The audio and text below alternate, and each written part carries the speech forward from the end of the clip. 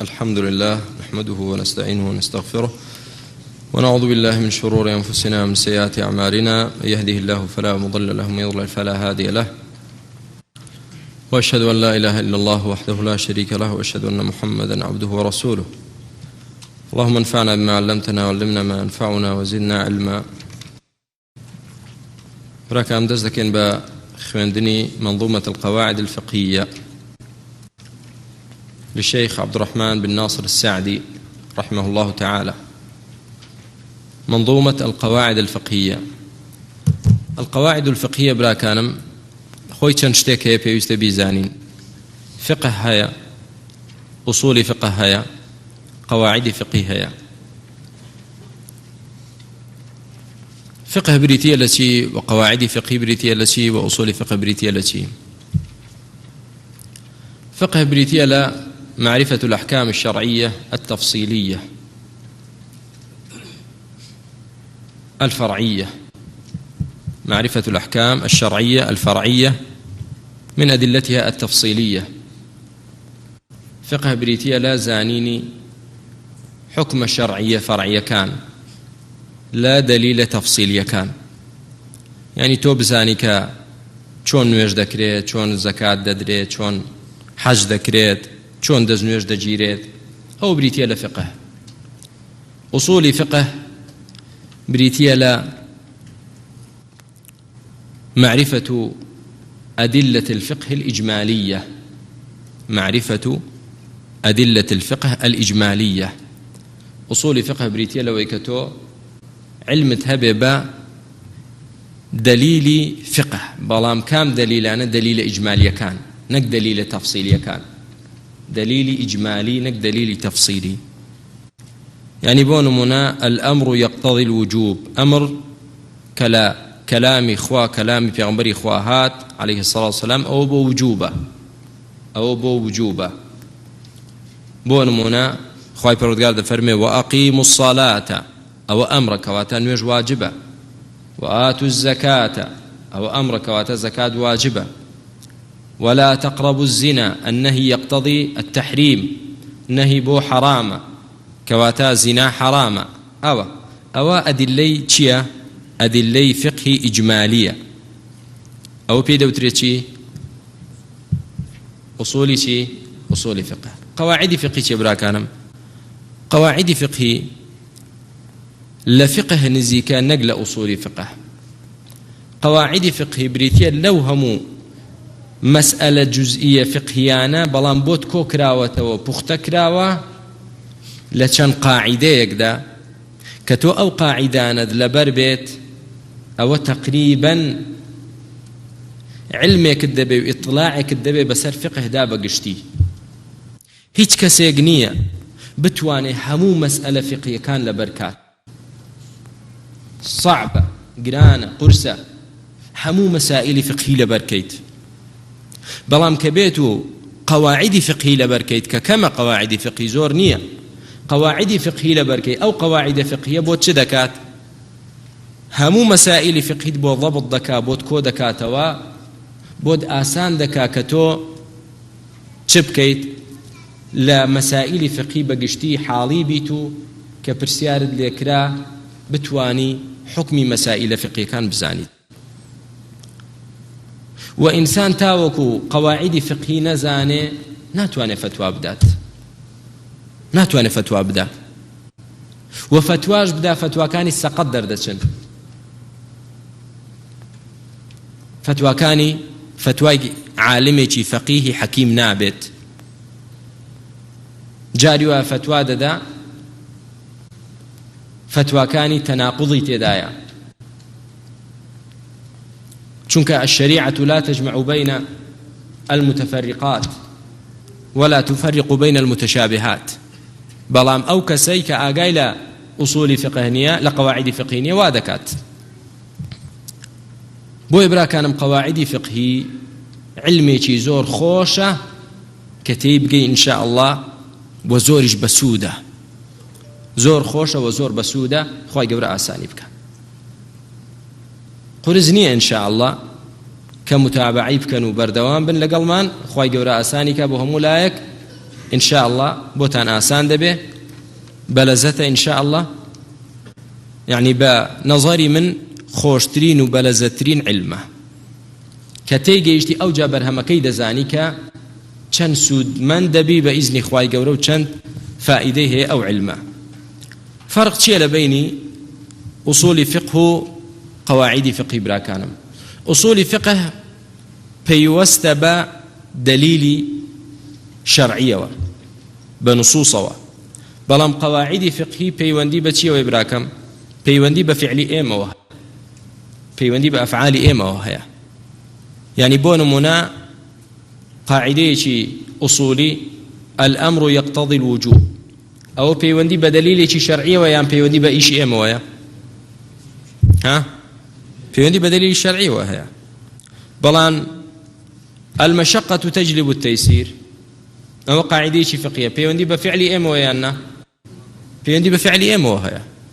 المشقة تجلب التيسير پەیوەندی بە فعلێکی ئێمەوەیە کە مەشەقەیە کە بۆ ئەو مەشەقەیە چی ڕادەکێشێت؟ ئاسانکاریەک ڕادەکێشێت.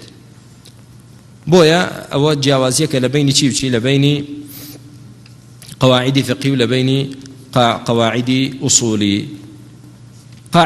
قەواعیدی فقهی براجان بریتیە لە حکمێکی کولی، قاعدەی ئوسولی حکمی کولیە، بەڵام قاعدەی فقهی حکمی ئەغلەبیە. یعنی چی؟ فرق لە بینی ئەو دوانە. قاعدەی ئوسولی حکمی کولیە، ئەو مقدماتانە تۆزێ قورسن، ئەو مشکیلە نییە، ئێستا تەواویش هەمووتان تێینەگەن کێشە نییە، کە چووینە سەر کتابەکە ئاسان دەبێت ئینشاءالله، بەس بۆ هەندێکتان بەسوود دەبێت. قاعدەی ئوسولی کولیە، بەڵام قاعدەی فقهی کولی نییە، ئەغلەبیە. یعنی چی؟ کە دەڵێن قاعدەی ئوسولی کولیە یعنی الأمر يقتضي الوجوب، هەموو ئەمرێک لە قورئان و حەدیثدا ئەگەر صاریفێک نەبێ هەر بۆ چییە؟ هەر بۆ وجوب. قواعدی ئوسولی و قواعدی نەحوی کولیە، کولی یعنی چی تێدا نییە؟ ئیستیثنای تێدا نییە. کە دەڵێن الفاعل مرفوع، هیچ فاعلێکێ مرفوع نەبێ، هیچ مەفعولێکێ منصوب نەبێ، یان مضطرد و جاریە و کولیە. کولیە وایە نه؟ کولیە. باشە، بەڵام قواعدی فقهی کولی نییە، ئەی چییە؟ ئەغلەبیە، يعني زورينية. بويا حكم قاعدي فقهي بسر زوريني جزئيات كان دا تطبيق دبيت.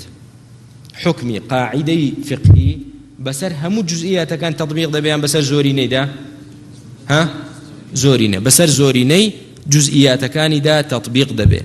حكم قاعدي فقهي براكم قواعدي فقهي تشيا بريتيا لحكمي تشي أغلبي زورك لجزئياتي لجير دا جيدة بيتوا، حكمي أو جزئياتانا لو قاعدة أغلبية ودزان ريت.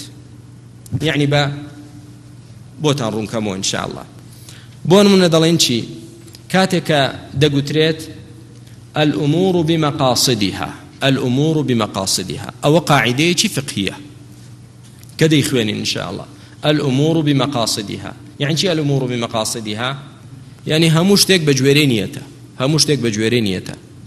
أو حكمي تشيا قاعدة تشيا قاعدة فقهية، أو قاعدة فقهية براكانم لشوي جيدة بيتوا، لنويش جيدة بيتوا، لا زكاة جيدة بيتوا، لا رجوع جيدة بيتوا، لا حد جيدة بيتوا، لا حمو أبواب عبادات ومعاملات جداد جيدة بيتوا. يعني بقول من كسر دي ثلاث دلا دەست چوومە مەلەم کردو نیەتم دەستنوێژ بوو، نیەتم دەستنوێژیش بوو، بەڵام نیەتم نێهێنا بەدەم. ئایا دەستنوێژم دروستە؟ دەڵێن نیەتت هەبوو یان نا؟ بەڵێ نیەتم هەبوو. تاو الأمور بمقاصدها، نوێژەکەت دروستە ئینشاءالله بەوەی کە کردوتە. یەکێشتر دێ دەڵێ شەو نیەتم هەبووە بە ڕۆژوو بم، بەڵام تەلەفۆزم پێی نەکردووە، ئەمڕۆ بە ڕۆژوو بم، ڕۆژەکەم دروستە. دەڵێن الأمور بمقاصدها، تەواو مادام نیەتت هەبوو تۆ ڕۆژەکەت دروستە ئینشاءالله، هیچ کێشەت نییە، مشکلەت نییە و دروستە تەواو. کەواتە لە ڕۆژوو ئەو قاعیدەیە هەر دەیخوا، لە نوێژ هەر بەکەڵک دێت، لە دەستنوێژ هەر بەکەڵک دێت، لە هەر شوێنێک تەماشا دەکەی هەر بەکەڵک دێت. ئەوە قاعیدەیە کە لە هەموویدا جێی دەبێتەوە. ئێمە چۆن وەڵامی یعنی ئەگەر 50 کەس بێت لە 50 مەسئەلەی فقهی پرسیارت لێ بکە، تۆ وەڵامی هەر 50 کەس دەدەیتەوە بە یەک قاعیدە، وەڵامی 50 کەست دایەوە لە 50 مەسئلەی فقهی جیا بەچی؟ بە قاعیدە، بە قاعیدە. لەکوێ تۆ بچی وەڵامی 50 مەسئلە لە بەرکەی، لەکوێ تۆ یەک قاعیدە لە بەرکەی کە وەڵامی چی بێ؟ وەڵامی 50 مەسئلە بێ یا وەڵامی 500 مەسئلە بێ. ئەوە فائیدەی چییە؟ فائیدەی قەواعیدی فقهیە، فائیدەی قەواعیدی فقهی.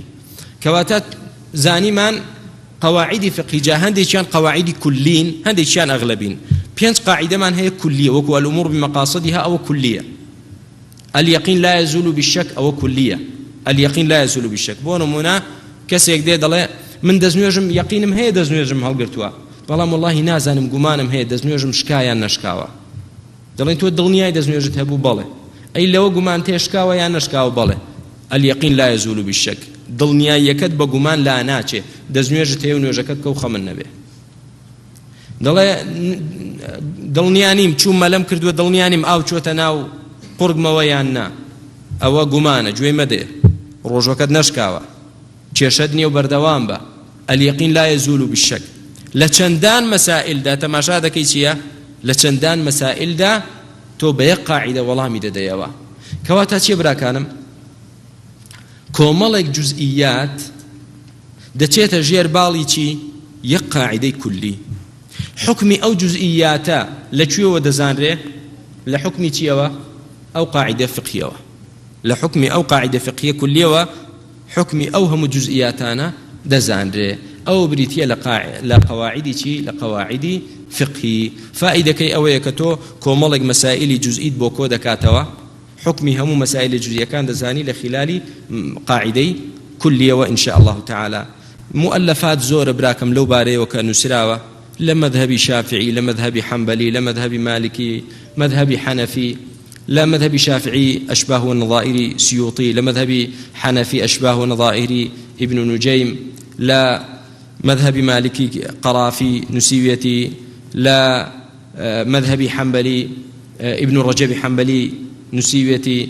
وأم كتابك لبردسيش معنا الشيخ عبد الرحمن ناصر السعدي كتابك مبارك بسودة نزيشي سيوسي قاعدة فقهي تدايا كزور بسودة ما شاء الله لچندير رشي كم ده سيوسي قاعدة فقهي تدايا براكانم خواهي قريار تدرمان به سودي ليه ببينين. أمر مقدمة كان باز لكين إن شاء الله تعالى درسي داها توجد سينا سريع خم قاعدة إن شاء الله. دفرمي مؤلف رحمتي خوالي به الحمد لله العلي الأرفق وجامع الأشياء والمفرق ذي النعم الواسعة الغزيرة والحكم الباهرة الكثيرة، ثم الصلاة مع سلام دائم على الرسول القرشي الخاتم وآله وصحبه الأبرار الحائز مراتب الفخار. الحمد لله يعني بحمد صلاة وسلام دستي بكردوا سرتا حمد استايش بخواي پروردگار العلي الأرفق. العلي يعني صفتي علو، صفتي برزيتي بخواي پروردگار. الأرفق إن الله رفيق يحب الرفقة كخواي پروردگار صفتي رفقي هي نرمونياني. وجامع الأشياء والمفرق كخواي پروردگار كوكروي همشتيكو ليك جاكرا ورشيتي. ذي النعم الواسعة الغزيرة حمد بو أو خواي كخاوني نعمي زورة نعمته خواي قورة خاوني نعمتي زور فراوان زور زورة وخاوني حكمتي زور قورو زور ديسان. ولا باشانش صلاة وسلام كبردوام بيت برجي بسر في غنبري خوادا عليه الصلاة والسلام كالنسبكي قراشية وصفكشي أوي خاتم الأنبياء والرسولة. وصلاة وسلام لسر آلي في غنبري خوا عليه الصلاة والسلام. آلي في غنبري خوا صلى الله عليه وسلم آل دو معناه هي معناه شي خاص ومعناه شي عام. معناه خاصكي بريتين لوانيك صدقيان لسر حرامة، ومعنى عام كشي بريتيا لا أتباعي في غنبري خوا عليه الصلاة والسلام هر كسي كشون كوتي في غنبري عليه الصلاة والسلام. وصحبه صحب يعني هاولاني في غنبري خوا عليه الصلاة والسلام الأبرار أوانيك برب أوانيك باجب أوش كوصفها مو أصحابه.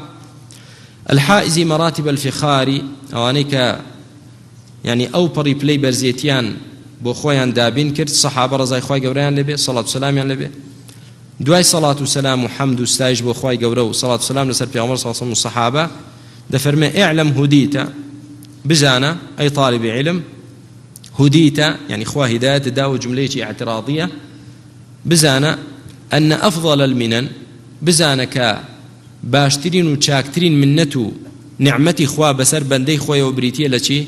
علم. باشترین فەضڵ بەسەر عەبدەوە کە خوا بەسەریدا بڕێژێت بریتی نییە لە ماڵ و سامان، بەڵکو بریتیە لە علم. بۆیە براکانم خوای پەروەردگار فەرمانی بە پێغەمبەرەکەی نەکرد عەلەیهی سڵاو وسەلام بڵێ وەقل ڕەبی زیدنی مالەن، بەڵکو پێی فەرموو وەقل ڕەبی زیدنی علما.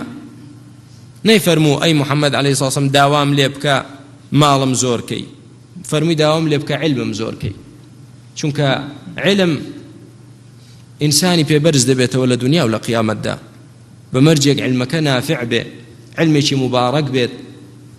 خوای گەورە علمێکی نافع و مبارەکمان بەنسیب بکە. ئەمما ماڵ پەنا بە خوای گەورە زۆر جار دەبێتە هۆی بە هیلاکچوونی خاوەنەکەی. اعلم أن هديت أن أفضل المنن علم يزيل الشك عنك والدرن. بەڵام کام علمە بریتیە لە باشترین نعمەت و منەت بەسەر عەبدەوە؟ ئەو علمەی کە ئەمە بریتیە لە حاڵەتەکەی. علم يزيل الشك. چه إعرابي يزيل بۆ دەکا؟ یەک کەس دوو سێ چوار. ها برای من فعل مضارع. ها برای من محلەکەی چیە لە إعرابدا؟ ها ئەوە محل نییە، محلەکەیم دەوێ من. ها دەبێتە چی؟ حال. ها كاكا صفة. صفة بو علم. الجمل بعد النكرات صفات وبعد المعارف أحوال. أو قاعدة نحوية. الجمل بعد النكرات صفات وبعد المعارف أحوال. أو جملة لدواء علمها وكواتا صفة علمه كواتا كام علم فضلك قورية بسر عبدوه أو جملة أو علميك أو صفتك يبيت يزيل الشك عنك والدرن. أو علميك چی لەسەر تۆ لابەرێت؟ ئەو دوو بەڵایەت لەسەر لابەرێت. کام دوو بەڵایە؟ یەکەمیان ئەشەک شوبهات، دوو نەخۆشیت لەسەر لابەرێت. یەکەمیان نەخۆشی شوبهە شک و گومان، دووەمیان وەدەڕەن چلک و چەپەڵی شەهوە، شەهوە و ئارەزوو مەعسیە. چی و چیت لابەرێت لەسەرت؟ یەکەمیان چی؟ شەک و گومان، دووەمیان چی؟ شەهوات و ئارەزوو. خۆی دائیمەن دڵ دوو نەخۆشی ڕووی تێدەکات، دوو نەخۆشی ڕوو لە دڵ دەکات و لای دەدات، نەخۆشی دەکا و پەچی دەخات. چی و چی براکانم؟ شەهوات و شوبهات. شەهوات و شوبهات. پەنا بەخوای گەورە هەردوو نەخۆشیەکەش بەچی چارەسەر دەکرێت؟ بە علم. بە علم چارەسەر دەکرێت. ئەو علمەیە وا لە دڵ دەکات، ساڕێژی دڵ دەکات، شوبهەکانی بۆ لا دەدات و یعنی علم و یەقینێکی دەداتێ کە لە شوبهات لای بدە و سەبرێکیشی دەداتێ کە بیپارێزێ لە چی؟ لە شەهەوات. و سەبرێکیشی دەداتێ کە بیپارێزێ لە چی؟ لە شەهەوات. ويكشف الحق لذي القلوب. يكشف معطوفة بۆ سەر چی؟ ها آفرين يزيل كواتا أو هر تفسير زياتر. ويكشف الحق لذي القلوب كواتا چه دكات؟ أو علم حق بو خاوندلكان كشف دكات، حق بو خاوندلكان كشف دكات. كحقي كشف كر كواتا چي لابرد؟ شكي لابرد. شكي لابرد كواتا أويان كام نخوشي لابرد؟ نخوشي شبهاتي لابرد. يكشف الحق لذي القلوب ويوصل العبد إلى المطلوب. كام نخوشي تري لابرد؟ شهوي لابرد. باش شبهاش لا تشوبيت بلا من إنسان كضعيف بيه لبردم شهواتي دا دقات مطلوب. ها كلا برانبر شهواتي دا لاواز بيت وبچي كوت بيه ناقات مطلوب. لبرانبر دا شقي ونايقاته. يوصل العبد إلى المطلوب. كعلمي هبيت أو علم الصبر شي في ببخشه صبر دقري لسر طاعات وعن المعاصي ديجينه بمطلوب ويوصل العبد إلى المطلوب. فاحرص كواتزاني من براكم علامة علم نافع چيا؟ علامة علم نافع چيا؟ ها كاكا آفرين بارك الله فيك. يزيل الشك والدرن ويكشف الحق لذي القلوب ويوصل العبد إلى المطلوب. أو جاد فرمي فاحرص على فهمك للقواعد، فرمي سور با حرصتها به همت عالي به لسر چي لسر تيجيشتني أو قواعده. شكو بشتواني خواهي پردقال برا كانم لم دوري دا كومال كتابتان بو اختيار كراوك هموي قواعده. درسي كم كخوانتان 6 قاعده، ام درسا 33 قاعده تيدا لبريده كان دو درسي دا هاتوشتان ان شاء الله وش كومال قاعده لبريده كان ان شاء الله بس بوي قواعد لبركن. فاحرص على فهمك للقواعد جامعة المسائل الشوارد. شكو قواعد اولير دا اشاره بوچي فائدي لبركردني قواعد فقهي. قواعد فقهي فائده كيجيا جامعة المسائل الشوارد. قواعد فقهي فائده كيتي چی بۆ کۆ دەکاتەوە قاعدەی فقهی؟ المسائل الشوارد يعني چی؟ ئەو مەسائلە فقهیانەی کە پەردەوازە بوون لە کتابە فقهیەکاندا، بۆ نمونە کوتم 50 کەس دێ لە 50 مەسئلەی فقهی جیاجیا پرسیارت لێ دەکەن کە پەرتەوازەیە لە مەسائلی فقهی جیاجیا تێگەیشتی قواعدەی فقهی هەمووی بۆ کۆ دەکاتەوە. جامعة المسائل الشواردي كواتا هول دتو لم قاعدان أبقى فترتقي في العلم خير مرتقى. أو كاتتو لعلم دا تدبيت برز دبيت وإن شاء الله وتقتفي سبل الذي قد وفقا. وشوين بيتشش هل دقيري توتو رباسي أو كساني كأخوة موفقي كردون يعني أهل علم.